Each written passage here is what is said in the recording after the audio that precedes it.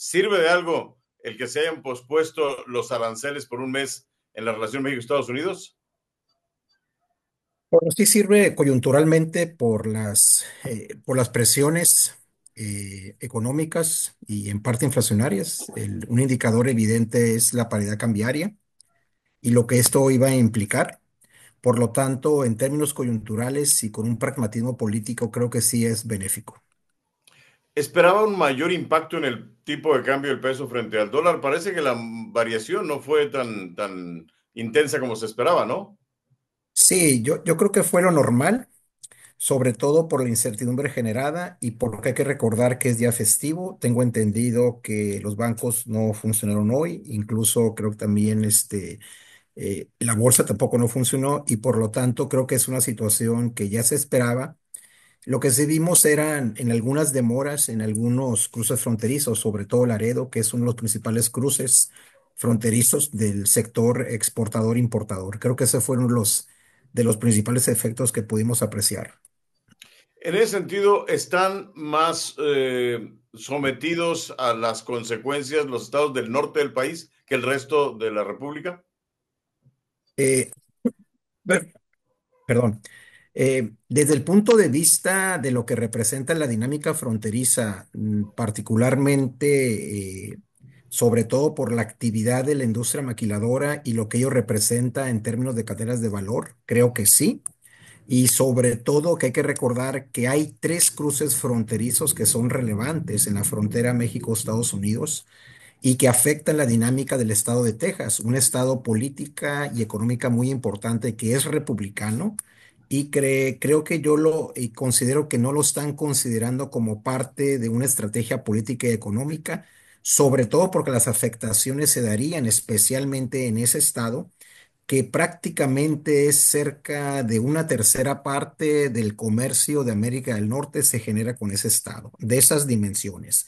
Y en esos tres cruces fronterizos que estamos hablando, Laredo, El Paso y Browning, se da aproximadamente el 60% de las exportaciones mexicanas hacia los Estados Unidos y que obviamente también se dan procesos de importaciones. Es decir, por eso esta importancia estratégica de ese estado y que ahí es donde creo que México tiene que enfatizar la estrategia, que la afectación es actores empresariales, industria y sector exportador de estados tan importantes como Arizona y cerca de 7 estados donde se da una mayor integración agropecuaria, es decir, que son estados a los cuales se les vende o se les compra productos agrícolas. Esa es la dimensión y además, obviamente, la afectación a los consumidores que al ver pues los precios tan altos en autopartes, aguacate, por ejemplo, ya subió sin esos aranceles, véase la magnitud de lo cual estamos hablando. ¿Tiene tiempo suficiente el gobierno mexicano para convencer a Donald Trump de que en un mes no haya cambiado nada, que sean viables? Ya la presidenta ha hablado de la reducción significativa en la migración, ya se ha hablado también acerca de la disminución en el tráfico de fentanilo y como usted nos ha mencionado recientemente, ha habido golpes importantes. ¿Le sirven de algo realmente para evitar o nada más estamos posponiendo esta reacción del gobierno de Trump? No, sí, sí le sirve, pero además yo considero que va a ser una medida permanente. Esa fue la experiencia de cuando menos la última negociación que se dio en el 2019 con el presidente López Obrador. Es decir, fue alguna medida coyuntural, cuando menos de un año.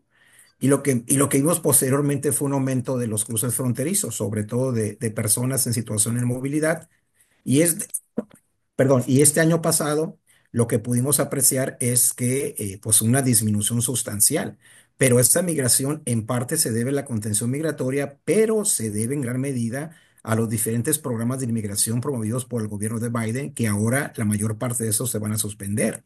Entonces, yo lo que veo, mi valoración sería que va a ser permanente, se va a fortalecer esa contención migratoria y en términos de tráfico de fentanilo, pues la idea es que se esperarían que en las áreas de cruce donde se da el trasiego de fentanilo y de otras drogas sintéticas se pueda fortalecer.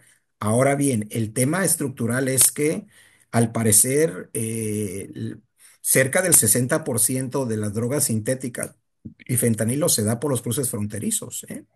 Entonces, ahí es un tema que también implica que estos temas, si solamente se abordan desde la parte de la oferta y no de la demanda y todo lo que implica la frontera, vaya, pues los esfuerzos van a ser muy limitados. ¿Sirven de algo los 10,000 elementos de la Guardia Nacional a lo largo de la frontera que dice tanto Trump como la presidenta Sheinbaum fue parte de lo acordado hoy? Sí, sí van a servir sobre todo para contención migratoria y todo va a depender de cómo se articulen con una estrategia un poco más amplia para detener trasiego, por lo que estamos comentando, porque la mayor parte de la droga no cruza por los desiertos o las fronteras terrestres, cruza precisamente por los principales cruces fronterizos y eso se debe a que para bien o para mal, siempre ha existido una política del gobierno de los Estados Unidos de que el fortalecimiento de las acciones antidrogas, que siempre ha existido esta dinámica, no afecten la gran cantidad de cruces de personas, autos, mercancías. Esa ha sido la dinámica y el objetivo de la frontera del futuro, la frontera del siglo XXI. Por lo tanto, vaya, pues también implica un reto, porque ¿eso qué significa? Que también Estados Unidos tendrá que aumentar su personal, involucrar mayor tecnología, innovación, etcétera, etcétera, porque ese es el dato contundente, ¿no? O sea, la mayor parte del trasiego se da por las fronteras terrestres. ¿Están cambiando a los migrantes por los aranceles, el gobierno mexicano? Sí, perdón, sí te estaría dando esa dinámica. Creo que estamos hablando de un problema transnacional, transfronterizo, un tema de movilidad. Creo que lo que tiene que plantear el gobierno mexicano es que vamos a cumplir 40 años de la última reforma inmigratoria. México debe de insistir que, y la última fue con Ronald Reagan, IRCA, y que están dadas todas las condiciones para una reforma inmigratoria, pero de acuerdo a las prioridades que maneja la nueva administración republicana. Incluso ahorita al interior de la administración del presidente Trump hay un debate entre Elon Musk y el propio Trump que están a favor de aumentar las visas laborales H21, H2B, porque tienen que ver con inmigrantes calificados. Y ahí yo creo que al final lo que va a predominar es que esas visas que tengo entendido que se suspendieron se van a incrementar porque en el sector agrícola se requiere. Simplemente esos 7 estados, que la mayoría son gobernados por gobiernos republicanos, en donde se requiere la producción, la recolección desde maíz, avena, arroz, etcétera, etcétera, reflejan la importancia de la integración agropecuaria de esos estados. Iowa, Carolina del Norte, de ahí era la gobernadora bueno, la actual directora del Servicio de Seguridad Nacional, y por lo tanto, ¿Viste, no? México tiene que ser mucho más proactivo y tiene que entender estas nuevas dinámicas que se dan en la sociedad y en la política de Estados Unidos. El Washington Post está ya reportando que una de las cosas que no trascendió después de la llamada es que acordaron el restablecimiento del Remain en México nuevamente. Ya lo había anticipado el presidente Donald Trump a la hora de la firma de las órdenes ejecutivas. ¿Es esto que está claudicando? ¿Es otra forma que está claudicando el gobierno mexicano ante esto? Porque eso significa nuevamente recibir extranjeros otra vez en México. Sí, yo lo vería como parte de un pragmatismo político. De hecho, las últimas deportaciones, que al parecer fueron migrantes detenidos en las fronteras, no tanto sujetos a un proceso de deportación, se han llevado prácticamente a Ciudad de México. Y dentro de esos migrantes, al parecer, va cuando menos un 10 o un 15% extranjeros. Eso refleja, y creo que lo ha dicho la presidenta, una actitud humanitaria, una actitud de solidaridad y que en su momento va a implicar un mayor compromiso de los países expulsores, sobre todo porque la mayor parte de los emigrantes salen por razones económicas, de falta de opciones laborales, de corrupción de los países, sobre todo ya no solamente centroamericanos, de América del Sur, sino de varios países del Asia y también de África. Entonces, ahí yo creo que el planteamiento que tiene que hacer México, porque Estados Unidos no lo va a hacer, es una mayor corresponsabilidad regional con sus conacionales, que en la mayor parte de los casos salen por razones humanitarias y falta de opciones económicas. ¿Esto obliga a México a aceptar más esta población migrante junto con la deportada? Sí, seguramente así lo va a hacer. es parte de ese pragmatismo político del cual hablo y también de una postura humanitaria que está planteando y son declaraciones de la propia presidenta. Y aquí el desafío es que, bueno, aquí el tema interesante es que quien va a tener que sufragar sus gastos, entiendo que va a ser el gobierno de los Estados Unidos, porque si los dejas en la frontera, está la tendencia de que la mayor parte de los migrantes en algún momento traten de reincidir una, dos o tres veces para regresar al sueño americano. Por eso aquí en estas fronteras no hemos visto una problemática tan compleja en estos prácticamente ya un mes de la administración del presidente Trump. Ahora, en el contexto de esta relación, con todos estos elementos que tienen, porque lo de los aranceles es una cosa, la designación de los cárteles como organizaciones terroristas es otra, el Remain in Mexico es otra orden ejecutiva. Eh, es, esta conversación de hoy que aplaza los aranceles, ¿le puede servir a México para estos otros aspectos? No se dijo, o sea, si bien se aceptó posponer, como ya lo había incluso anticipado el virtual nuevo secretario de Comercio, Lutnick me parece que se llama, pero de todos modos están estos otros puntos. Se está abordando todo, porque luego me da la impresión de que la presidenta apela a una realidad que no corresponde con lo que se ve a una visión que no corresponde con la relación actual de México y Estados Unidos, ¿no? Sí, aquí la prioridad era la detención de la imposición arancelaria. Creo que se logró, esa era la óptica. Aquí los desafíos que va a tener el Estado mexicano en el corto plazo va a ser uno, que efectivamente se mantenga esa contención. Yo creo que se va a dar. Y ahí es que, por ejemplo, el hecho de que se mantenga Francisco Garduño indica que pues él tiene la experiencia, el conocimiento, etcétera, etcétera. Aquí el reto es que es pues que eso no genere que una mayor contención no implique una mayor violación de derechos humanos, sobre todo porque estamos hablando de personas vulnerables. El otro tema es que México va a tener que ceder o incluso extraditar algunos presuntos actores directivos vinculados con el trasiego de drogas. Lo que sí es evidente es que ha cambiado la política de la actual administración con respecto a la pasada. Y eso tiene que ver porque, bueno, pues lamentablemente se están afectando, en este caso, a personas de la propia sociedad, sector empresarial, el tema de extorsión. Es decir, lamentablemente la actividad del tráfico de drogas, la criminalidad está afectando a grupos vulnerables mexicanos. De ahí que lamentablemente se está dando un fenómeno de migración forzosa, ¿no? Por lo tanto, de esa perspectiva, México tiene que asumir un compromiso. Pero ¿cuál es el problema de fondo? El problema del fondo es, como lo hemos destacado en la primera parte, si no, si no atiendes la dinámica, que es una dinámica transnacional de oferta y demanda, vaya, pues México va a estar sujeto permanentemente a estas presiones y incluso lo dijo el propio presidente Trump hace rato en una entrevista cuando le preguntan sobre el tema, ¿no? Entonces, él está confiado que México haga la labor que tenga que hacer. De lo contrario, él lo menciona, se van a aplicar las acciones nuevamente de imposición de aranceles que de mi punto de vista afectan, yo diría, tanto a México, pero sobre todo a Estados Unidos. El día de ayer hubo una declaración de la Asociación Nacional de Manufactureros, que tiene una sede en Washington, D.C., criticando la propia medida. La propia Texas Association of Business también se expresó. Y se expresa porque Texas es un socio comercial fundamental de México. Y yo creo que el gobernador Greg Abbott está consciente, pero está enfatizando únicamente la agenda migratoria y así sucesivamente hemos visto otro tipo de actores. Entonces, estos actores de impactos económicos deben ser incorporados como parte de una negociación muy estratégica en el Estado mexicano. De lo contrario, vamos a estar sujetos a este tipo de represalias o chantajes. Usted hace en el editorial que nos compartió, en su opinión y en este análisis, habla de que México tendría que diversificarse en cuanto a sus mercados y que tendría que aumentar los recursos de proveeduría nacional.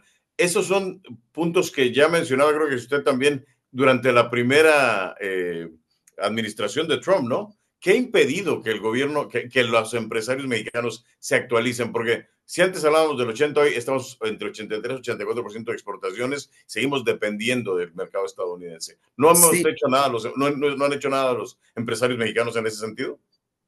No se ha hecho nada porque no hay los suficientes incentivos gubernamentales y en parte empresariales e industriales para reducir la dependencia del comercio exterior de los Estados Unidos, en donde estamos integrados en cerca de un 80%.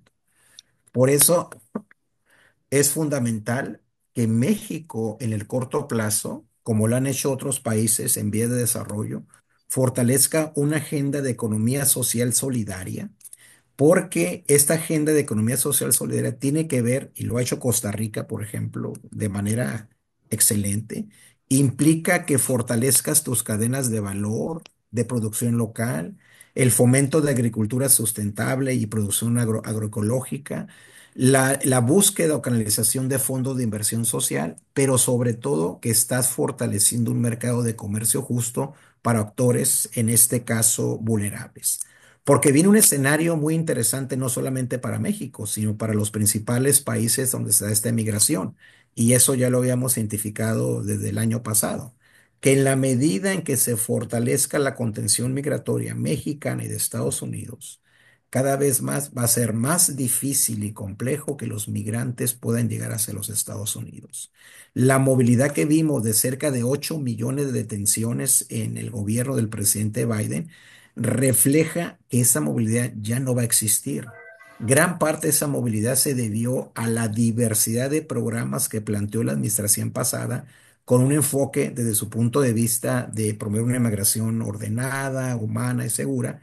Por eso plantearon temas como alternativas o visas de reunificación familiar, visas para los menores no acompañados, incluso el estatus de protección temporal, que ahora se ha suspendido para el caso de los venezolanos y haitianos, las visas humanitarias, las visas laborales H2B, H2A. Es decir, toda esa diversidad de visas no se van a limitar la mayor parte de ellas. Por lo tanto, el gran reto que tienen los países, principalmente expulsores, es que a partir de los pocos o muchos recursos que van a llegar, que no creo que se vayan a reducir sustancialmente en el corto, incluso el medio plazo de remesas internacionales, tienen que generar políticas de desarrollo local y desarrollo productivo, un poco lo que ha hecho Salvador. El Salvador ha sido puesto, a pesar de su política muy violenta de derechos humanos, ha reducido la inmigración, ha generado alternativas económicas y está considerado, al igual que Costa Rica, como los buenos ejemplos en la región que a partir de una serie de políticas de desarrollo local, desarrollo comunitario, fortalecimiento del mercado interno, han podido reducir estas dinámicas que tienen que ver con la inmigración y de alguna manera con los temas delictivos. ¿Queda fuera la posibilidad de que México vea en China una oportunidad de ampliar sus mercados o sus relaciones comerciales? Bueno, es que China siempre ha sido una alternativa. Sin embargo, estamos integrados en los últimos 202 años de relaciones diplomáticas con los Estados Unidos, con el mercado de Estados Unidos, y lo vamos a seguir siendo. Y ahorita en este ¿Pero contexto, a sí, costa de la relación con China? sí, porque lo que va a pasar es que hay que destacar que China, y es parte de la estrategia, se está integrando a partir de los coches eléctricos, que son una mejor alternativa que los coches eléctricos fabricados en Estados Unidos. De ahí es un poco la dificultad. Aquí el tema es que México, si actúa de manera inteligente, en abrir ciertos espacios a China con todo lo que representa desde el punto de vista de la integración comercial, puede ser un contrapeso para estas situaciones de mayor polarización. E incluso tengo entendido que hace poco el mercado financiero ruso abrió, creo que un espacio para la participación mexicana. Yo creo que ese tipo de opciones son un contrapeso relevante ante una realidad que pues aquí en la frontera lo estamos viendo. Es decir, estamos y vamos a estar integrados por los próximos años. Aquí el reto es, yo creo que es lo que falta en la estrategia del Estado mexicano, es cómo a partir de esas acciones unilaterales, los principales afectados, obviamente es México, pero también los consumidores estadounidenses y el sector empresarial e industrial de la mayor parte de los estados que son gobernados por actores republicanos. Por ejemplo, el caso de Michigan. En Michigan está el principal sector automotriz como es la Ford. Y la Ford tiene dos de las principales plantas en México, en el centro del país, Ciudad Sagún y en Hermosillo. Entonces, imaginemos cómo de la noche a la mañana se va a incrementar el 25% de aranceles en los coches, cuando históricamente, sobre todo en los últimos 20 años, se ha dado una integración del sector automotriz y que ahora por lo que viene de los coches eléctricos, vaya, pues Michigan seguramente va a evolucionar. Y políticamente, ¿quién es Michigan? Pues es un estado que fue bisagra y que votó. Y si sumamos los productos agropecuarios provenientes de Iowa, Nebraska, Illinois, Nebraska, pues se repite, Indiana, Carolina del Norte, pues son estados la mayoría gobernados por actores republicanos, en donde se da cerca del 70-80% de las compras mexicanas de productos agropecuarios. Y si a eso le sumas el papel estratégico de Texas, que como lo comentamos al inicio de la charla, representa cerca de una cuarta parte del comercio de América del Norte, vaya, pues están todos los elementos para que México asuma una estrategia multidimensional, multinivel y multiactor, considerando estos elementos que son elementos que les van a impactar y que les van a impactar. Prueba de ello fue la declaración que hizo ayer la Asociación Nacional de Manufactureros, criticando esas medidas, incluso lo que dijo el Wall Street Journal, pues, que era una guerra totalmente absurda, ¿no? O sea, y que obviamente pues, tiene un fondo político y finalmente el día de hoy lo logró parcialmente el presidente Trump. Pues doctor José María Ramos, le agradecemos como siempre esta oportunidad y seguramente estaremos tratando de conversar en unas semanas más para ver cómo avanzamos en esta relación. Gracias como siempre. Sin problema, Vicente, hasta luego. Buenas Hasta tardes. pronto.